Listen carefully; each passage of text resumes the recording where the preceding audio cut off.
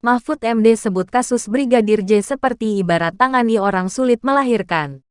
Abadikini.com, Jakarta. Menteri Koordinator Bidang Politik, Hukum, dan Keamanan, Mahfud MD, mengibaratkan penanganan kasus kematian Brigadir Yosua akibat ditembak seperti kasus menangani orang hamil karena membutuh waktu lama.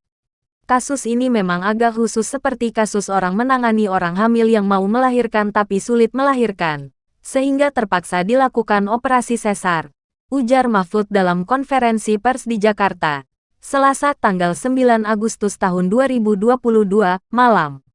Ia mengatakan Kepala Kepolisian Indonesia, Jenderal Polisi Listio Sigit Prabowo, telah mengeluarkan bayi itu malam ini dengan mengumumkan bekas Kepala Divisi Profesi dan Pengamanan, Inspektur Jenderal Polisi Ferdi Sambo, sebagai tersangka dalam kasus skenario dan memerintahkan pembunuhan Brigadir Yosua. Menurut dia, pengusutan kasus itu mungkin akan berlanjut dengan mengungkapkan dugaan adanya upaya menghalang-halangi proses penegakan hukum. Pemerintah mengapresiasi Polri khususnya Kapolri Listio Sigit yang telah serius mengusut dan membuka kasus ini secara terang, kata Mahfud.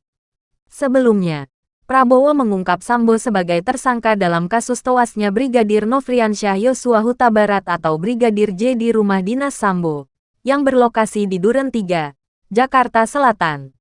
Menurutnya, Irjen Polisi Ferdi Sambo memerintahkan Baradae untuk menembak Brigadir Yosua. Tim khusus menemukan bahwa peristiwa yang terjadi adalah peristiwa penembakan terhadap saudara J. Yosua, yang menyebabkan saudara J meninggal dunia yang dilakukan oleh saudara E. Baradae atas perintah saudara FS Ferdi Sambo, kata Prabowo. Dalam peristiwa itu, tim khusus telah menetapkan 4 orang sebagai tersangka, yakni Sambo, Baradae, Bribka RR, dan KM. Keempatnya disangkakan dengan pasal 340 KUHP subsidiar pasal 338 junto pasal 55 dan pasal 56 KUHP dengan ancaman hukuman mati atau seumur hidup.